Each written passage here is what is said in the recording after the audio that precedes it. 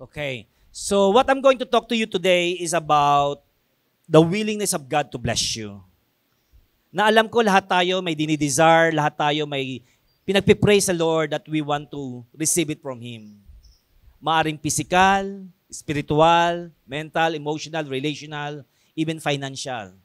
But I believe the Lord is telling to each and every one of us as I share this word, the Lord is going to speak to each one of us how willing He is to give it unto us. It's just a matter of believing and willing to believe what He promised to each and every one of us. Amen?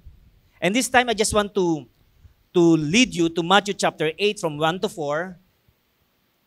From this title of the willingness of God to bless you, I want to lead you to Matthew chapter 8 from verse 1 to 4. You can read it with me. Okay? Just read it loudly. Okay, let's read. When Jesus came down from the mountainside, large crowds followed Him. A man with leprosy came and knelt before Him and said, "Lord, if you are willing, you can make me clean." Jesus reached out His hand and touched the man. "I am willing," He said. "Be clean." Immediately he was cleansed of his leprosy.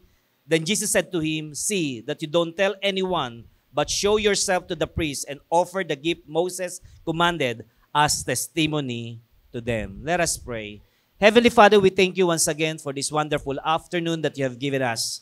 Thank you, Lord, for this opportunity, Lord, that I can share your word to your people, O God, upon us. Lord, I pray, Lord, that I'm just only a messenger, but the Holy Spirit is going to speak to each one of us, O God, whatever things that you want us to hear, whatever things that we want to listen or to know, O God. But I pray, Father, that you will give us clarity and understanding of your word, that whatever things that we need to grasp or to receive from you, Lord, so be it, Father, in the name of Jesus. We know and we believe, O God, that you are the God who favored, that you are the God who's willing to pour out your blessing upon us, O God. And as we hear your word, O God, no works of the enemy shall prosper, O God, that everyone's ears is open and the mind is open, O God, Lord, to comprehend your word. Father, we thank you. I thank you for this wonderful opportunity that you have given me, and I apply the blood of Jesus from every corner of this building, that no works of the enemy shall prosper. Any intimidating spirit, I rebuke that in Jesus' name. Father, we honor you and we bless you. Bless this meeting, bless this fellowship, and we give you praise in Jesus' name. Amen. Hallelujah. Okay, let's give clap offering to the Lord. Okay, so as I've said earlier, that God is willing to bless each and every one of us. God's desire upon His people are to live in abundance, and in spiritual, in physical, in mental, and even in material. And that's one of the reasons why God sent Jesus on earth to save us, and to those who believe unto Him would have life up to the fullest, or living an abundant life. Okay, that's what it says in the book of John, isn't it? That Jesus came to give us an abundant life up to the fullest. Though the fact that are many promises of God and lots of miracles that Jesus did, and yet the spirit of unbelief is still lingering in His time, even nowadays, to us and even to our church. As you can see, as we have read the text about, that the lepers is really asking Jesus if He's willing to heal him. So there's a spirit of doubts there. Though he heard a lot of things about Jesus, pero andun pa rin yung kanyang pag-iisip na kaya ako talagang pagalingin ito. And even sa disciples, the 12 disciples of the Lord Jesus Christ, even though they have been to Jesus for how many years, still, the spirit of unbelief is still lingering upon them. Amen to that? And maaari rin sa atin ngayon. Maaring ang Panginoon o ang pastor natin, si Pastor Jim o si Pastor Lily, anyone who preach in this word, that we are declaring the word of God. But sometimes we are still not convinced that is going to happen. And that's the problem sometimes to all of us. Sometimes it hinders the blessing, it hinders the favor to come upon us because of our spirit of unbelief. So that's why today, I'm here today, is to break that spirit of unbelief or spirit of disobedience to each and every one of us, so that the blessing, the favor of God, and the willingness of God to bless us will come upon us. Are you agreeing with me? Amen? So sometimes ayun po ang nakakapigil na ma-receive natin ang blessing. Yung favor ng Panginoon. Though ang Panginoon ay willing to give it to each and every one of us, but just because of our unbelief, because of our negative mindset, it stopped the blessing. Amen? Hallelujah. So those doubts and unrepentant heart not believing in His Word, I declare today that is going to be broken in Jesus' name. Amen? Paniwalaan po natin na ang salita ng Panginoon ay pangako sa atin na dapat nating tanggapin at dapat nating paniwalaan. As we believe to the Word, we're gonna walk with the Word of God. Amen? We have to believe, and as we believe, we have to obey. Kailangan po hindi lang tayo naniniwala. Kailangan we have to obey to the Word. We have to put into action. Amen. You will expect and believe that whatever desire God has implanted into your heart, God is saying now, I will do it. I will do it and I'm willing to do it for you. As I said, just believe and obey. So the text that we have read today was the scene or event during the time when Jesus came down from the mountain, and because Jesus Christ was full of the Holy Spirit, so many people followed Him. There's anointing in Jesus. So that's why all of us here who has got the anointing of the Lord Jesus Christ, has got the anointing of the power of the Holy Spirit, people will follow. And I believe all of us, we are discipling someone. If you have the anointing and the power of the Holy Spirit is in you, the word that we're going to speak to those people whom we are sharing, they will obey. They will follow. But bear in your mind, of course, we are not the one who's doing it because the power of the Holy Spirit is upon us. Amen to that. Hallelujah. So basically, as you have the anointing and the power of the Holy Spirit, there was an extraordinary power in Jesus that made people to follow Him. People believe that something great is going to happen when they believe and follow Him. Amen? So some of them were in doubts. Nakita natin binasa po natin, that some of them, they are in doubts. Talagang nagdududa po sila. But you cannot deny there's a lot of who believe but that He could do mighty things. Yeah? Miracles in their life. There was a great truth and evidence in this truth is self-verifying, and though people may not like it, but He's still continuing to do the will of God. No matter what. Katulad ng ginawa ni Lord, no matter what, even though He's already God. Yeah? But what I'm saying is, kung si Lord na-experience niya sa mga disciples niya, meron pa rin nagdududa sa kanyang kapangyarihan na pwede niya magawa. What more tayo? Kaya wag po tayo magtataka kung tayo nagdi-disciple or someone that we're leading to the Lord at meron minsan mga taong nagdududa, nagda-doubt para sa atin. You don't have to be upset. You don't have to be, discouraged because we know that we're doing it for the kingdom of God and we do it heartily for the Lord. Amen? Kaya po napakabuti talaga po sa atin pag tayo naglilingkod kay Lord or we are doing something for the kingdom of God. Hindi po natin ginagawa para sa tao. Sabi nga po sa Colossians, whatever you do, do it heartily for the Lord. Amen? Kasi po, pag ginagawa po natin ng sambagay na ginagawa natin para sa kingdom of God, no matter what, even though no one is encouraging you, no one is motivating you, you can still really continue to go on and do the work of God. Amen? Do the work of God. Amen. So lahat tayo, marami tayong ginagawa. I believe we are still in the theme of Hearted Mission here. So more in evangelism, more on sharing the word of God. And I believe all of us is being anointed by God. We've got the power. It's just a matter of exercising our faith, believing that God is with us. Amen? Huwag po tayong ma-intimidate. Huwag po natin sabihin, ganito lang ako, ganyan. That's the reason why we cannot do the things that God wants us to do because of a spirit of unbelief. We believing ourselves. Minamalit po natin that we are just like this. So that's why today I'm going to break that spirit of unbelief, that spirit of mediocrity, that spirit of anything that is linking to our mind, that putting ourselves down. You are chosen, child of God. We are ambassador of Christ. So therefore, if we are ambassador of Christ, we should learn how to present ourselves. Wala naman pong ambassador na pag tumakamay, gumaganyan po, di ba? Kailangan, you can present yourself because you know who you are in Christ. Talaga napaka-importante po yung salita ng Panginoon na alam natin in that way because we know who we are in Christ. That we are chosen, we are child of God, that we are ambassador, all those things, all the character that God has given to all of us is something that can boost our confidence in Christ. Confidence in a sense of sharing the word of God na hindi mo iisipin na, ganito lang ako, I cannot do it. Though sinabi na ng Panginoon sa atin, we can do all things. We can do all things through Christ, but just because of a spirit of unbelief, a spirit of negativity into our mind, we cannot do it. We cannot walk. We are paralyzed spiritually. Amen? And I pray for at this very moment of time, as you are in the team of Hearted Mission, as you are doing the evangelism, all those things, we can do it. You can tell to yourself, I can do it. Tell it to yourself now, I can do it. Hallelujah. You are not doing it on your own. You are doing it with the work of the Holy Spirit. We just only needs to obey. Amen? Hallelujah. So there was a great truth and evidence that this truth is self-verifying, and though people may not like it, but still continuing the will of God. But how about us now today? How about us now today? Are we still expecting and believing that as we believe and obey, He can do mighty things in our lives? Naniniwala po ba tayo that the Lord is going to intervene to our situation, that He can still do mighty things into our lives?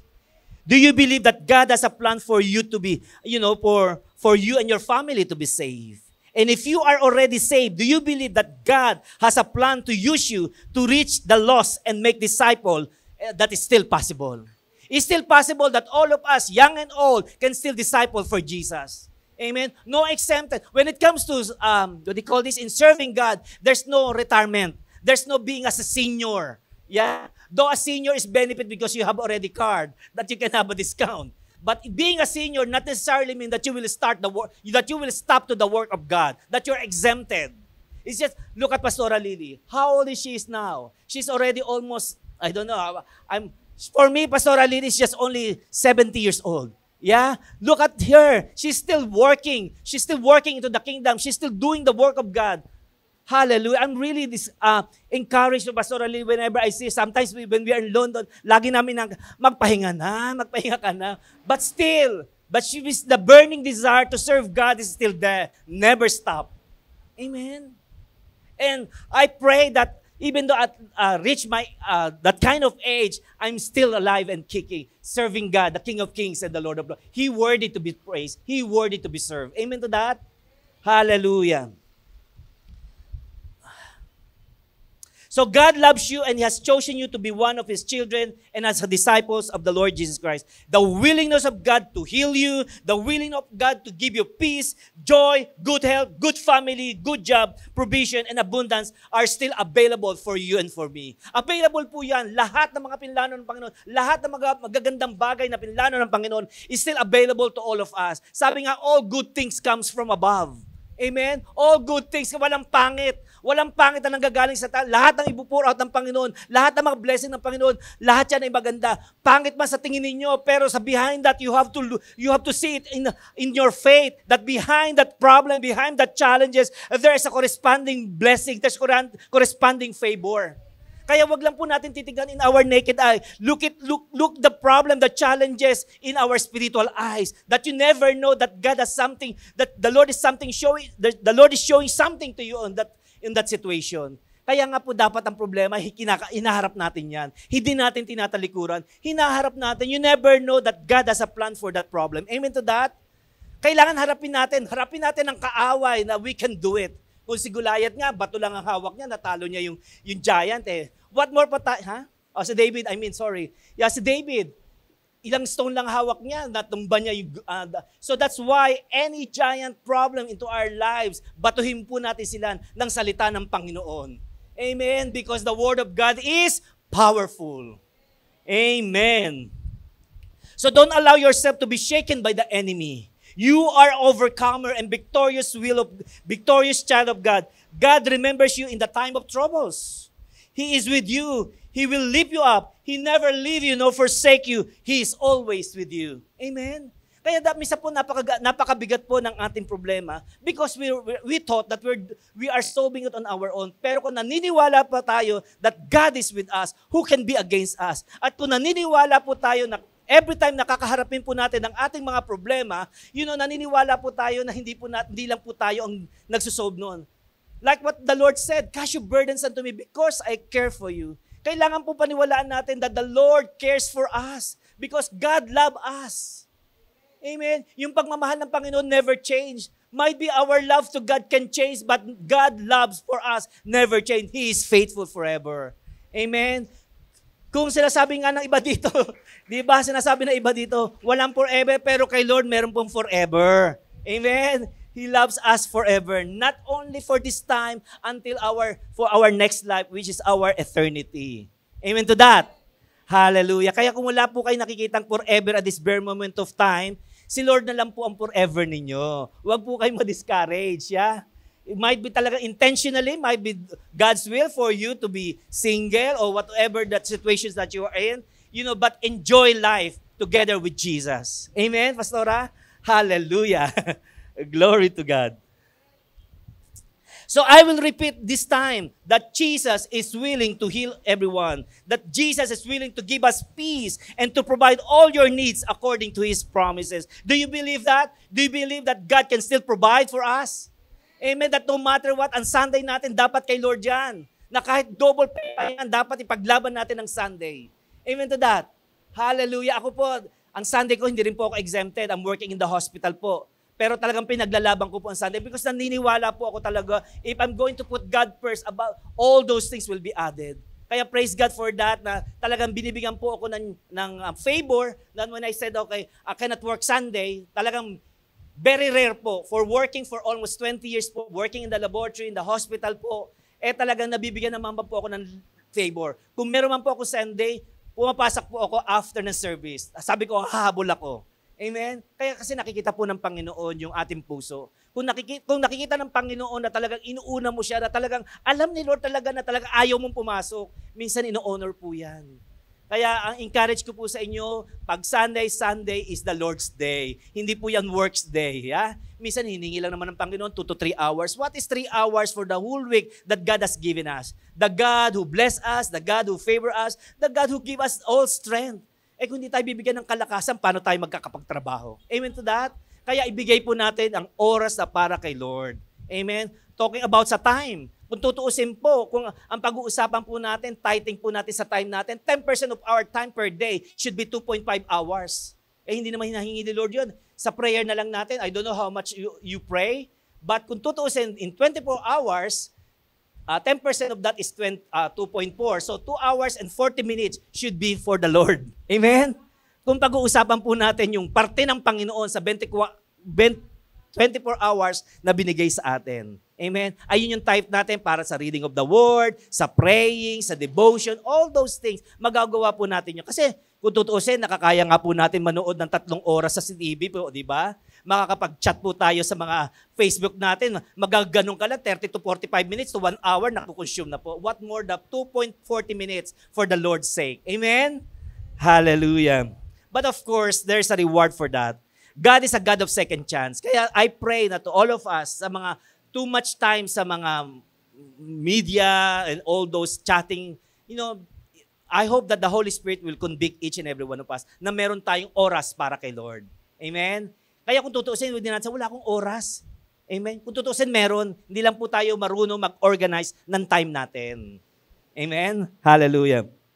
So let's go back to the text in verse 2. Okay, next point please.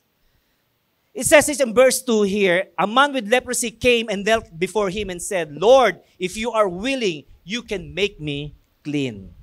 You can see in this text, you can hear that the leper knelt down asking Jesus to heal him.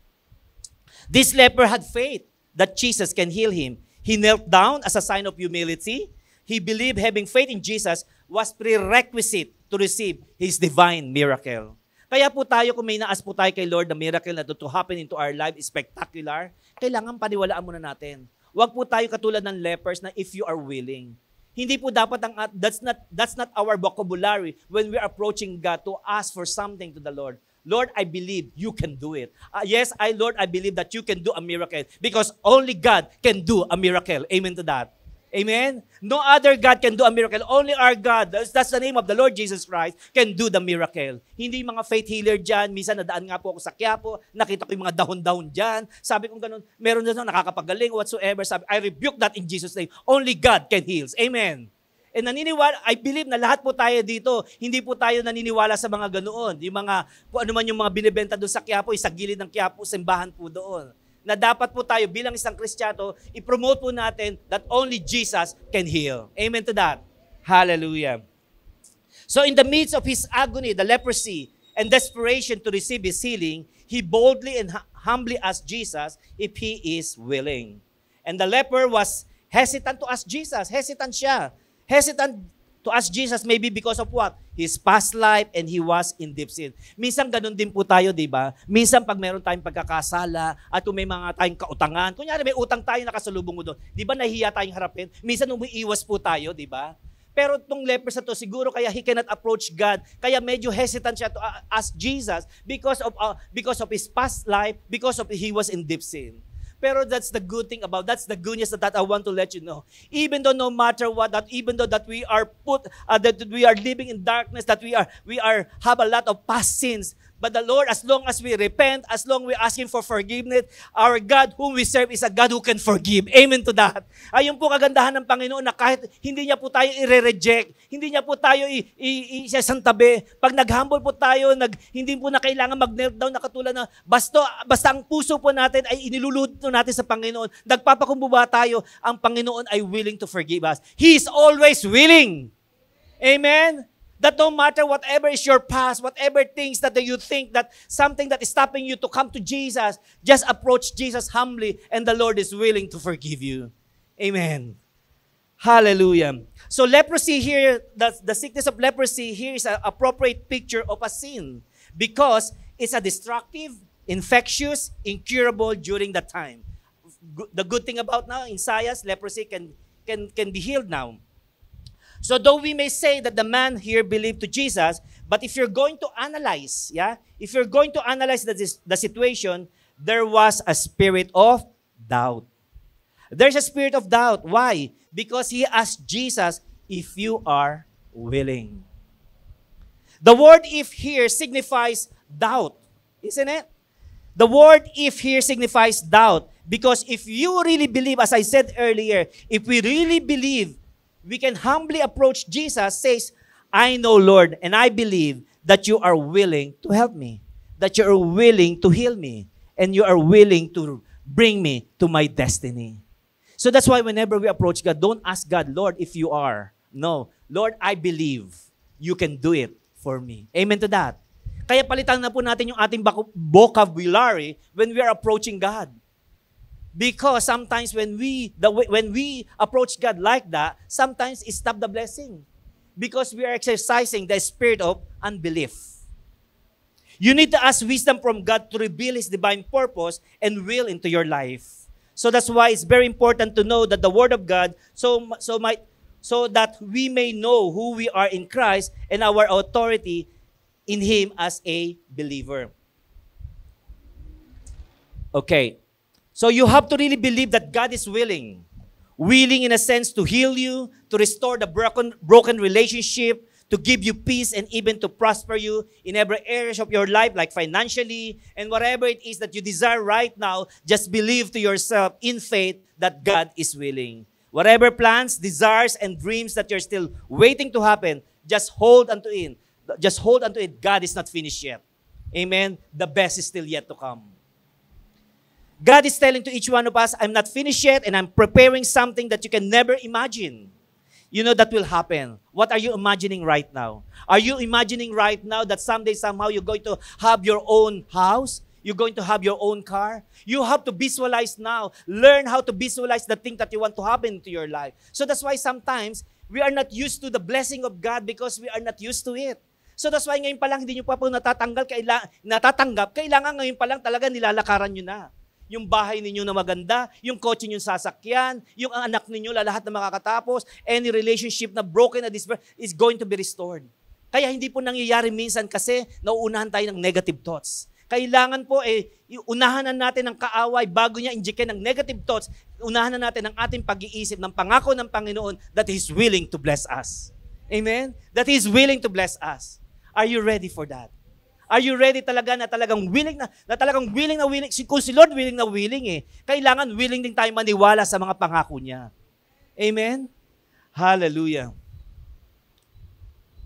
So that's why, if you're asking to yourself how it's going to happen, and if it is God is willing, this is the answer, my brothers and sisters. God is willing to do the impossible things in your life. The Bible says all things are possible. Not just only possible, but only possible for those what? Who believe. Kailangan maniwala tayo. Alam na natin posible. Alam natin pwedeng mangyari. Walang imposible sa Panginoon. Pero kailangan natin paniwalaan that He can do it. He is the only God who is able to do immeasurable. Whatever we asking or imagine, God can do it. Amen? Ang participation lang po natin doon, don't you know that? Is only to believe. Ayun lang. Gawin po natin participations to believe and at the same time, put into action. Minsan, nagpe-pray tayo, gusto natin ma-promote, gusto natin magkaroon ng ganito. Pero kailangan, as we pray, we're going to put our action. Amen? Kasi naniniwala tayo na nag-promise sa atin ay faithful to fulfill it. Kaya because naniniwala tayo na gagawin ni Lord, talagang faithful din natin gagawin yun at gagampanan kung ano ang tinanggap natin sa kanyang promise. Amen? Hallelujah. So any prayer request that you're still waiting or overdue, maraming prayer request dyan na maaaring pinag-pray nyo na napakatagal na. Yeah? God heard it and hasn't forgotten. Hindi niya nakakalimutan yan. He is still in the mind of God. Whatever it is, whatever that you have prayed for before, na until now you're still waiting for the answer will not depend on your circumstances, but according to your faith, it will be done. Hindi sumasagot naman minsan lang sa ating pangangailangan. Sumasagot si Lord according sa ating pananampalataya sa Kanya. Because nananampalataya tayo, naniniwala tayo that God will provide. So if you are not sure if you are cleansed or forgiven, minsan meron pa tayong mga born again na ba talaga ako? Pinatawad na ba talaga ako ng Panginoon? Yeah. Katulad ng lepers na tinatanong niya si Lord, are you willing? Even though the Lord said, yes, I am willing. So if you are not sure if God can heal, if you are not sure if God can prosper you, all this, my brothers and sisters, is been given already. All we have to do is just accept it and believe it, claim it in Jesus' name. Stop thinking, stop calculating, stop analyzing. It's not going to happen. It will happen as long as you believe. Amen? Actually, before this building, Pastora Lily did keep on talking about this building. See, na-visualize na ni Pastora Lily. Binigay na ng Panginoon sa puso ni Pastora Lily. What happened? It's starting now. It's coming to pass. Because she visualized before that she's going to have their own building in this area, that you're going to have a church on this area. Before, naririnig ko yung kay Pastora. Ngayon, it's happening. She visualized it. She verbally say it to the Lord, and the Lord heard it. Amen? Glory to God.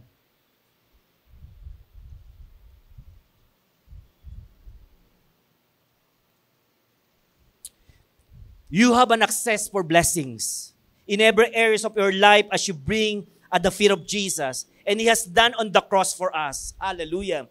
He is our fixer and He is our restorer.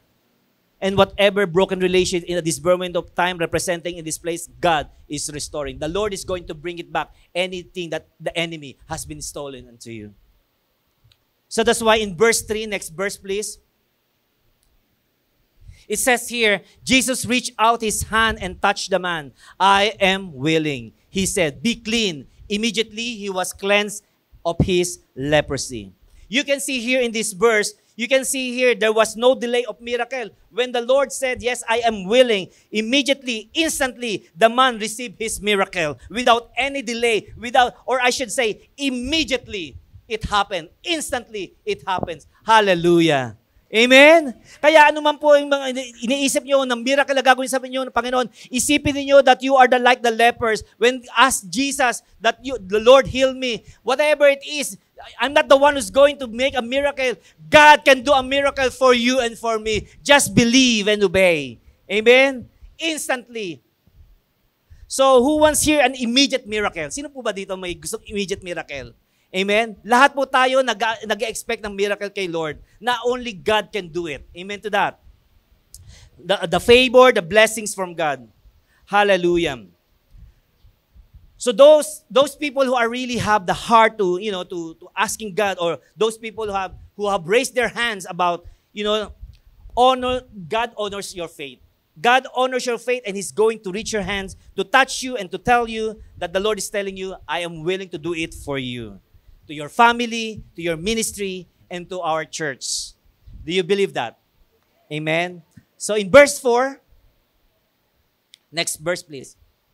It says here, then Jesus said to him, see that you don't tell anyone, but go, show yourself to the priest, and offer the gift Moses commanded as a testimony to them. You can see here, The Lord said here, Jesus was commanding the man to go to the priest and offer the gift. Yeah, go to the priest and offer the gift. During the time of Moses, in the Old Testament, the priest stands as a physician to pronounce that a person is healed. So that's why the Lord tell to the lepers, go to the priest. Siya ay magde-declare that he's healed completely.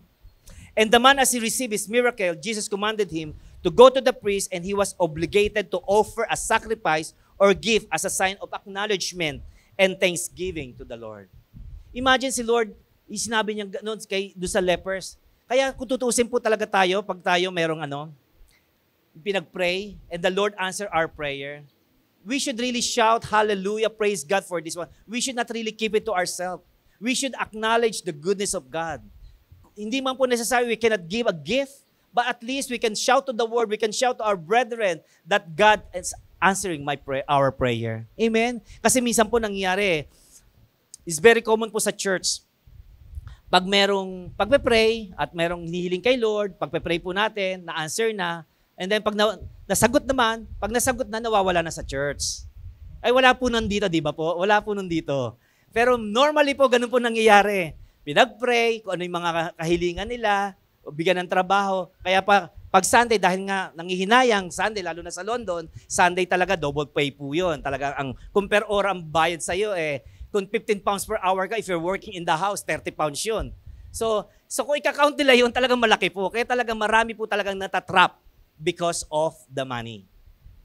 Kaya I pray sa atin, pag tayo po talaga may hiniling kay Lord at na-answer po tayo, sana po wag natin po kalimutan si Lord. Ibigay po rin natin yung araw natin para sa Kanya. Because as the Bible says, seek first the kingdom of God and all the things shall be added unto you. Amen. Hallelujah. So basically, offering to God is not just only in money. We can offer our sacrifice and give to the Lord by means of our talents and skills. Lahat po tayo binigyan ng talent and skill ng Panginoon, di ba? Lahat po dapat yung ginagamit kay Lord. Kasi we have to flourish into the kingdom of, we have to use our kingdom. Kung tayo nga nakakapagsayaw sa mundo, anything, yeah? Bakit di po natin magawa sa church? Kaya lahat po tayo bilang isang Kristiyano at mananampalataya, lahat po tayo dapat may ginagawa kay Lord. Hindi po tayo lalago kay Lord kung paatin-atin lang. If you want to grow in your spirituality, you have to do something into the Lord. Kahit usher po yan, whatever it means, as long as coming from your heart, the Lord will bless you. Amen? Ako nga po, kung tutuusin, hindi po ako nagbo-boast. Ako po, ginawa ko po talaga every single ministry po sa church. And I didn't even realize na magiging pastor nga po ako. Nagsimula po ako talaga sa ushering, utusan po ako taga-bili ng milk, nagpiprint ng acetate. Tapos nag-desire ako, Lord, parang gusto ko mag-work sa worship team. Naging naging backup singer, naging worship. And so, Lord, gusto ko rin po nagtuturo ng Bible study. Ginawa rin po ako, nagtuturo rin po ako ng Bible study. Oh Lord, gusto ko po ito yung sa mga youth. Ginawa po ko ni Pastora Lily noon na mag-youth pastor daw ako. So, inilid ko po yung mga youth noon. Yeah. So, dinaanan ko. I didn't even realize na lahat ng ministry sa church, na daanan ko, I didn't even realize na gagamitin akong Panginoon into a pastoral level po. Na even I didn't really dream to become a pastor kasi gusto ko po maging doktor. Pero hindi po nangyari. Naging spiritual doctor po ako. Amen. Sabi nga, kahit anong pang profession natin, kung talagang gusto natin magpagamit kay Lord, we can do it. Wala. Hindi po namimili si Lord. Ginagamit po ang every professions that we have, for the kingdom of God. Lahat po tayo merong kakayanan na magsilbi at magawa para kay Lord. Amen. Kaya ano man yun, bata, matanda, lahat pwedeng may magawa. Because lahat po tayo, may kanya-kanya po tayong gift. Amen? Hallelujah.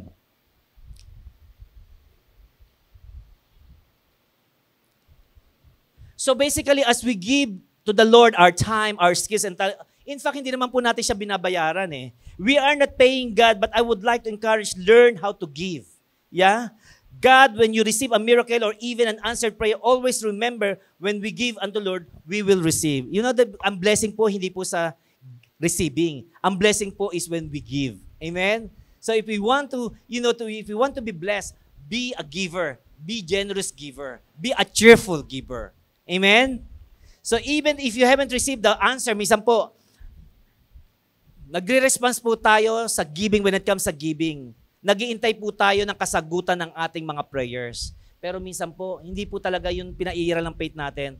The most important thing po, lalo na pag may hiningi tayo kay Lord, kahit hindi pa po natin natatanggap, nagsisid na tayo, nag-gift na tayo, nagla-love gift na tayo, nagta-tithe sa tayo, nag-offering. Lahat ng giving, all items of giving, ginagawa na natin. Hindi tayo nagbibigay pag natanggap na. Kailangan hindi pa natin natatanggap yung blessing. Nagbibigay na po tayo.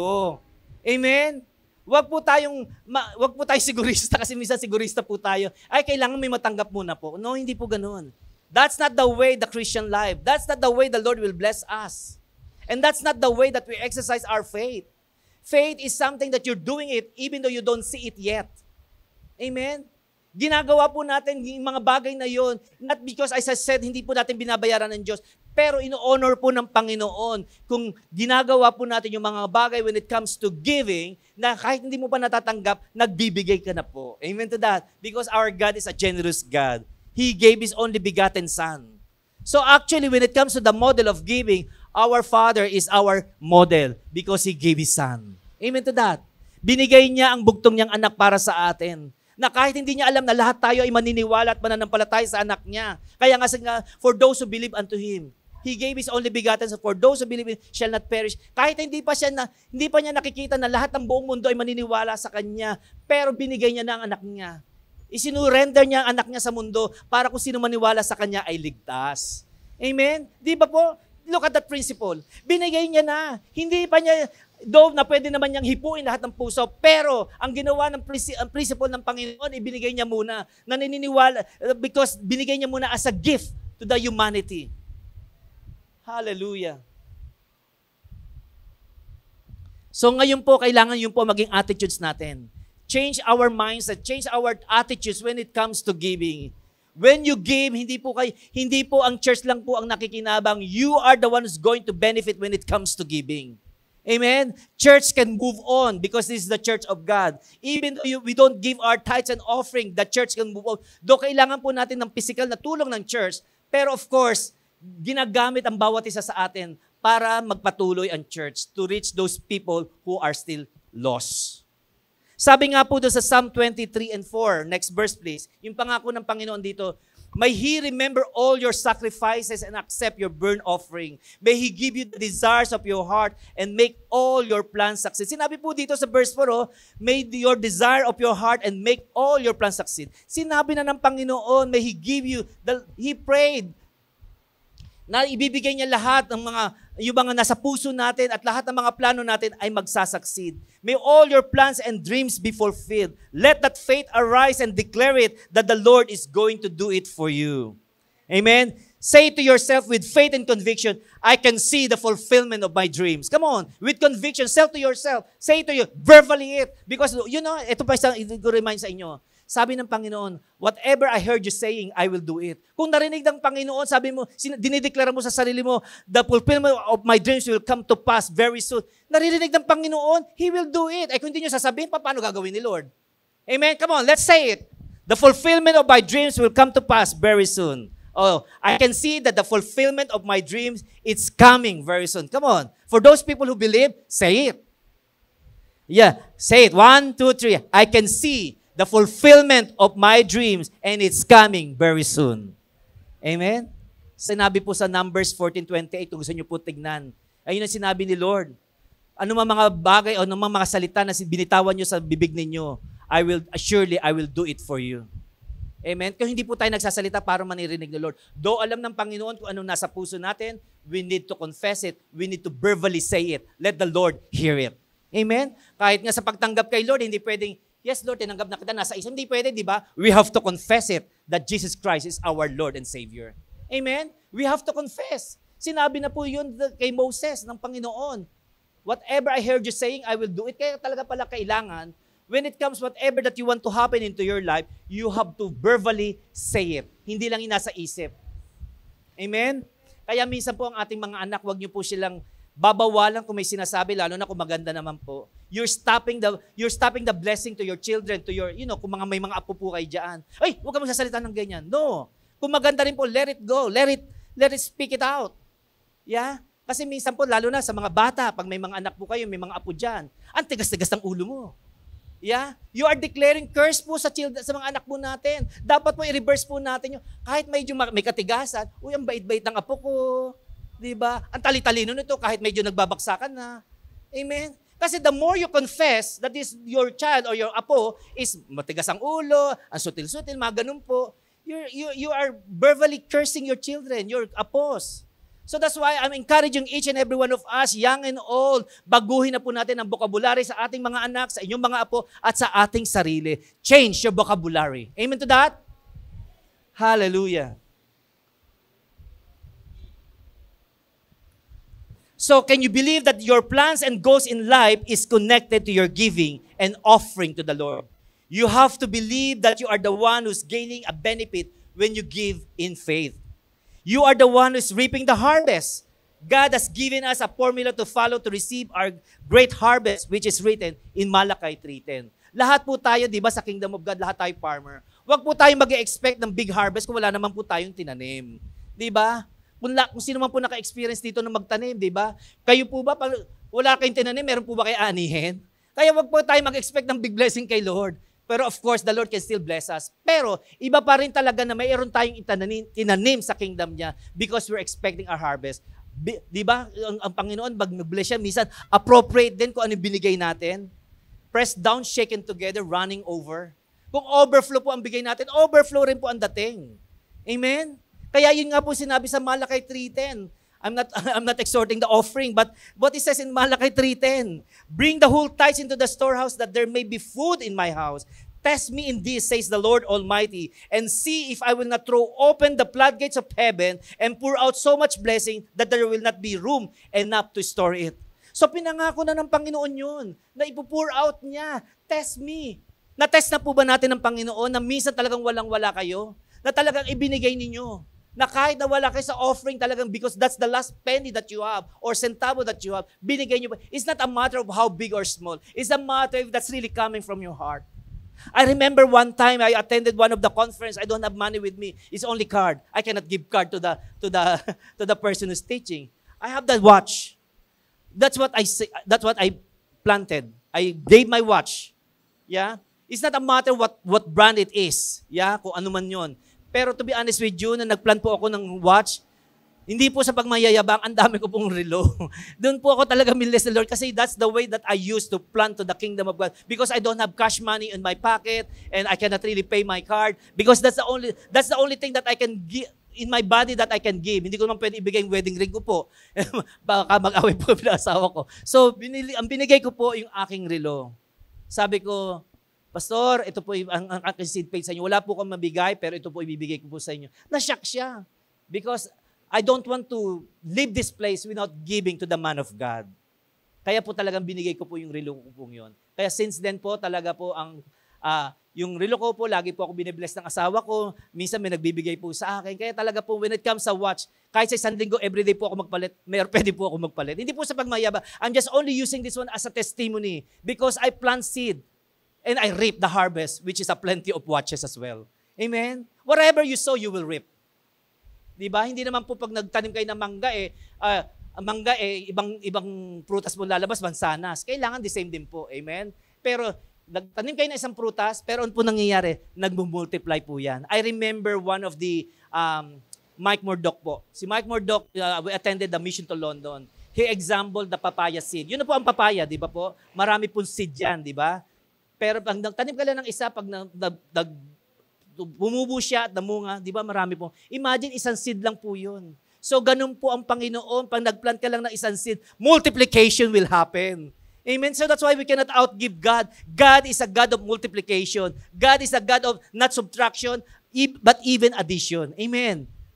I'm declaring that our church here in ICM, Mighty One in Novaliches will multiply in Jesus' name. Multiply in numbers, multiply in finances. All this building will going to be built without any problem, without any chaos. Ano man mga problema dyan, winawasak ko sa pangalan niya. Matatayo yan na walang problema. The Lord will provide. Hindi tayo nagdidepende sa finances natin. Nagdidepende tayo sa God na ating pinagsisilbihan because He's a God of miracle. Amen. Come on, agree with me. Hallelujah. Thank you, Jesus. Sabi nga sa Isaiah 65:23-24, I'm nearly finished. They will not labor in vain, nor will they bear children doomed to misfortune. For they will be people blessed by the Lord, they and their descendants with them. Before they call, I will answer. While they are still speaking, I will hear. See? Nagsasalita pa lang sila, naririnig na sila ng Panginoon. So therefore, our labor will never be wasted. Yung mga ginagawa natin para kay Lord, hindi masasayang yan. Yung mga oras natin, yung mga effort natin, yung mga giving na binibigay natin, all these things is going to be credited to the Lord. All these things is going to give it back unto us. Hallelujah. Even before we open our mouths, God knows our needs and He's willing to give it unto us. If the Lord said, believe and obey, just do it. Hindi lang po tayo magbibilib. Yung maniniwala lang. Kailangan obey-obey rin po tayo. Kailangan sumusunod din po tayo. We hear the word, we have to obey it. Hallelujah. Don't calculate and don't analyze. Mangyayari kaya yun? Kasi minsan na-analyze po. Meron po tayo kasi ditong built-in calculator. Amen? Masyado po tayong analyst masyado. Amen? Kaya nga po ako, when it comes to spirituality sa buhay ko, bilang analyst po ako sa UK as biomedical scientist, is when it comes to spiritual, minsan doon, minsan nakakapag-calculate, minsan erase. Hindi, huwag ka dapat mag-calculate when it comes to the kingdom of God. When it comes to giving, don't calculate. Amen? Give ko ano yung nararapat para kay Lord. Amen to that? Hallelujah. And lastly, the verse that I have here, Luke 5, verse 5 and 6. Luke 5 from 5 and 6, next verse. Simon answered, Master, we work hard all night and haven't caught anything. But because you say so, I will let down the nets. When they had done so, they caught such a large amount of fish that their nets began. Kailangan ikas lang po natin yung nets natin. Yung mga inaano natin kasi until you don't release it to your hand, how the Lord can bless it. Yung tinatawag na petty cash blessing. Di ba ang petty cash po, kailangan ma-replenish yan? You release, sino po ba mga accountant dito? Di ba pag may petty cash, meron din po sa Panginoon na petty cash blessing. Yung nire-replenish niya, pag nirelease mo, kaya po minsan hindi napapalitan kung ano man meron tayo, hindi natin nadadagdagan yung mga savings natin, kasi minsan hindi tayo makapag-release. Kailangan matuto rin po tayo mag-release so that it will be replenished, the blessing. Amen? Remember that? Petty cash, replenishing the blessing. Amen? So, nung kinas ng mga mayroon sila spirit of doubt, nang kinas ng mga, ng the fishermen, na sinabi ni Lord, i-cast nyo yan, no, the whole night they are toiling, the whole night they are waiting, pero nang sinabi ng Lord, cast it out, they cast it out. And they gathered a lot of fish. Ganon din po tayo sana. Pag meron tayong conviction of the Holy Spirit, cast it out, do it. Don't be hesitant. Don't be hesitant to believe. Just do it. And Deuteronomy 6, verse 10 and 13, when the Lord your God brings you into the land He swore to your fathers, to Abraham, to Isaac, and Jacob, to give you a land with large flourishing cities you did not build, house filled with all kinds of good things you did not provide, wells you did not dig, and vineyards and olive groves you did not plant. Then when you eat and are satisfied, be careful that you do not forget the Lord who brought you out of Egypt, out of the land of slavery. Fear the Lord your God, serve Him only, and take your oath in His name. So as you can see here, you are not the one who is going to do it. God is going to do it for you. Kung titingnan niyo po in verse 11 dyan, sabi dito, house filled with all kinds of what? Good things you did. Not provide wells you did not dig, and vineyards and olive groves you did not plant. Then you eat and are satisfied. Can you see? In verse 11, sabi dito, God is going to fulfill in your house. Kanino kayang bahay pupunuin ng Panginoon ng pagpapala? Amen? Naniniwala po ba kayo as you believe to the Word of God, as you believe to the promise of God, your house will be filled of blessing. Amen? Lahat ng mga bagay na kakulangan, si Lord ang magpupuno. Amen? So, kanino kayang bahay yun dito? Sino po bang bahay dito ang gusto ma-fill ng Panginoon? Hallelujah! Aming bahay yun. Inyong bahay yun. Hallelujah. Lahat ng pamilya dito, dinideklara ko sa ICM, mapupuno ng pagpapala ng Panginoon. Are you ready for that? Amen? Ready na po ba kayo doon? Ready na talaga kayo? Na talagang pag dumating yung blessing, hindi kayo talaga magtataka kasi pinangako ng Panginoon, the Lord is going to fill your house. Amen? In verse 12-13, my last verse here, but there is a condition here. Do not forget the Lord and serve Him only. Do not forget the Lord. Pag ang bahay natin pinasok ng pagpapala, that's the time we will give more time for the Lord. We will give more giving to the Lord. We will give more time in serving Him. Hindi yun ang makaka-stop sa atin. Dapat mag-push pa sa atin to serve Him more because He deserved to be served. Amen to that? Pag binless tayo ng Panginoon, That's the time that we are eager to serve Him. Hindi yung pag nag-bless tayo, doon tayo nawawala sa Lord, na lalo tayong lumalayo. Dapat that we are the more eager to serve Him, the more eager to give unto Him, the more eager talagang to reach the kingdom of God. Those people are outside there. Nagagamitin yung blessing sa inyo. Sabi nga, the Lord bless us to become what? A blessing. Hindi po tayo binibless ng Panginoon just only for ourselves. The Lord bless us to be a blessing to the nation. The Lord bless us to be a blessing to our church. Amen. Hallelujah. So the tanong, are you serving Him? Friends, if you are a believer of the Lord Jesus Christ, I encourage you to use your skills and talents, your time, even your finances to bring glory unto Him. It will not be wasted, but it will return 1,000 times of blessing when you didn't give up, but believe and obey.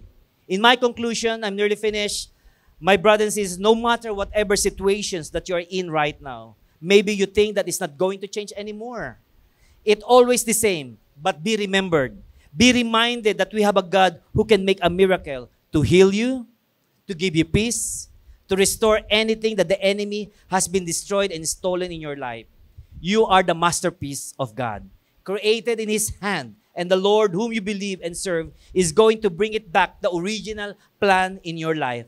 God never changed.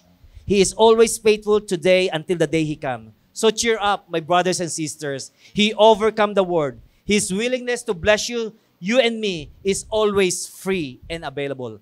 Claim it and believe it and receive it by faith. God is willing to bless you. God bless you all. Let's stand. Thank you, Jesus.